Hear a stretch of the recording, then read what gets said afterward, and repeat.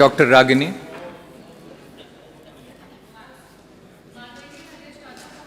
आपका आभार व्यक्त करना चाहूँगी कि आपने 2025-26 के बजट की चर्चा पे मुझे बोलने का अवसर दिया। आज इस भरे सदन में मैं सर्वप्रथम संविधान के रचयिता बाबा भीमराव अंबेडकर जी को नमन करती हूँ, जिन्होंने आर्टिकल 25 में हमें ये अधिकार दिया, स्वतंत्र धर्म का सम्मान अधिकार और हर आस्था का सत्कार। और इसी के नाते आज पूरे देश में और प्रदेश में हमारे बीच में कुंभ का महापर्व जो रहा, उसमें पूरे देश से लोग आए। मैं सभी लोगों का जो आए उनका स्वागत करती हूँ। यहाँ कई प्रकार की चर्चाएं हुई और बहुत सारे शब्दों का प्रयोग किया गया।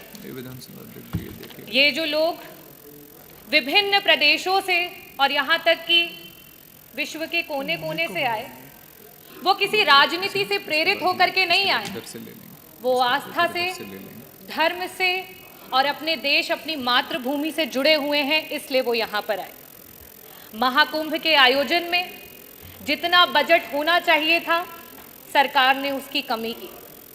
महाकुंभ में जो सुविधाएं हमारे लोगों को देनी चाहिए थी, सरकार ने उसकी कमी की। वहाँ पे गिद्ध नहीं गए थे, वहाँ पे सूअर नहीं गए थे, वहाँ पे इस देश में आस्था रखने वाले, इस देश को लोकतांत्रिक समझने वाले, इस देश में भाईचारे को आगे लेकर के जाने वाले लोग वहाँ पे पहुँचे थे। मैं इस सदन में आज बहुत सारी चर्चाएं हुई, बहुत सारी बातें कही गई। बजट की जबकि चर्चा होती है तो बजट में किस तरीके से डिवीजन होता है उसकी बात होती है। अभी सत्र में कुछ दिन पहले बात हुई कि अंग्रेजी में विधायकगण अपने भाषण दे सकते हैं, लेकिन जब आपके बजट में एलोकेशन की बात आती है, शिक्षा की बात आती है, जो हमारे बच्चे प्राइमरी स्कूल में पढ़ रहे हैं, जिनकी नींव अंग्रेजी से शुरू नहीं होगी, तो वो आगे जाकर के आपके अंग्रेजी में दिए हुए भाषणों को नहीं समझ पाएंगे। लेकिन आप क्या काम कर रहे हैं? जहां 15% कहीं आपकी सरकार बजट दे रही थी, आज शिक्षा में वो बजट गिरा करके 13% पे आ चुका है। ये स्थिति है। अगर मैं बात करूं स्वास्थ्य की, क्योंकि मंत्री जी यहाँ बैठे नहीं है, जब स्वास्थ्य पे जब विपक्ष चर्चा करने की कोशिश करता है, मंत्री जी उत्तेजित हो जाते हैं। शायद इसीलिए हो जाते हैं क्योंकि स्वास्थ्य पे मात्र 6% का बजट दिया गया है और इस 6% के बजट में भी मंत्री जी 40% का बजट पिछले जो बजट में था एलोकेटेड, उसको इस्तेमाल नहीं कर पाए। अगर हम बात करें ग्रामीण अंचल की, जो उत्तर प्रदेश की 60-70% की आबादी है, अगर हम उसमें बजट के एलोकेशन की बात करें तो मात्र 4% का बजट है, जो 8 करोड़ 8 लाख की आप बात करते हैं, 8 लाख करोड़ की बात, 8 लाख 8 हज़ार करोड़ की बात करते हैं, उसमें मात्र 4% का बजट दिया गया है। और सबसे बड़ी नाइंसाफी अगर इस सरकार में कोई झेल रहा है तो वो हमारा किसान है। पूरे देश का एवरेज औसत अगर निकाल लिया जाए तो बाकी प्रदेशों में जहां किसानों को 6% का बजट मिल रहा है, वहां उत्तर प्रदेश की सरकार में मात्र 3% का बजट है जो हमारे किसानों को दिया जा रहा है।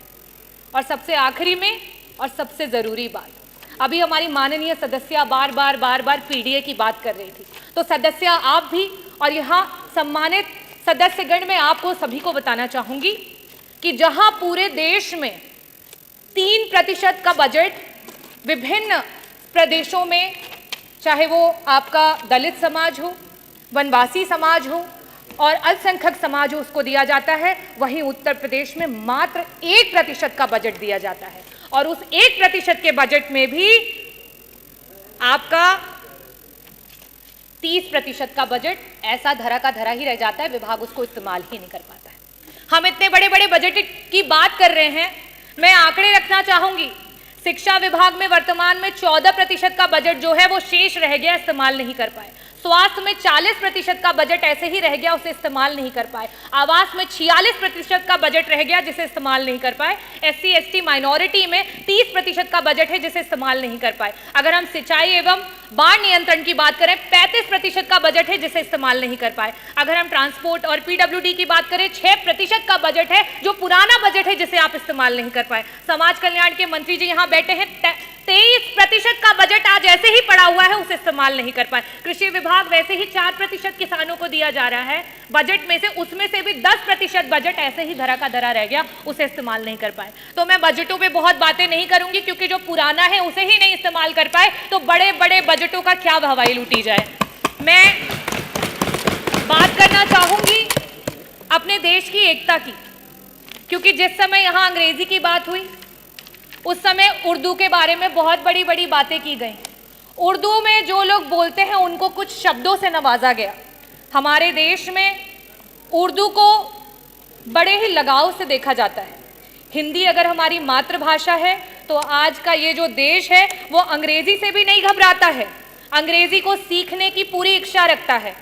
पंडित ब्रिज नारायण जी, पंडित रतन नाथ सरहार जी, मुंशी प्रेमचंद जी, पंडित आनंद मोहन जी, यहाँ तक कि उपराष्ट्रपति रहे हुए कृष्णकांत जी, इन सभी लोगों का उर्दू से बहुत लगाव था। तो क्या इनके लिए भी उन्हीं शब्दों से नवाजा जाएगा?